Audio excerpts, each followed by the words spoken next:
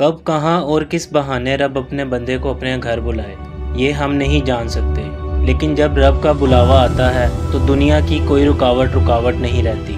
نہ جانے رب کائنات کو عامر کی کون سی ادا پسند آ گئی کہ اس کے بغیر اڑنے والا جہاز 3 بار واپس لوٹ آیا۔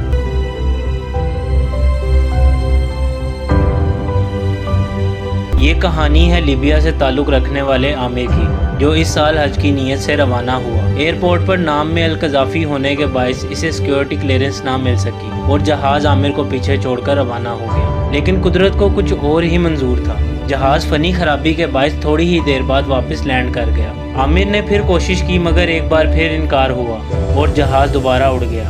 دوسری بار بھی وہی ہوا اور حیرت انگیز طور پر تیسری بار بھی جہاز فنی خرابی کے باعث واپس لوٹ آیا۔ اس بار پائلٹ نے 2 ٹوک کہا، جب تک عامر سوار نہیں ہوتا ہم جہاز نہیں اڑائیں گے۔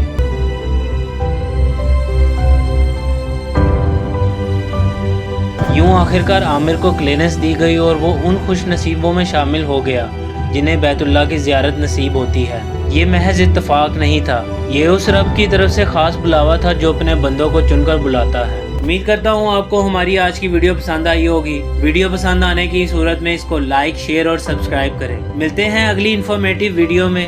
اللہ حافظ۔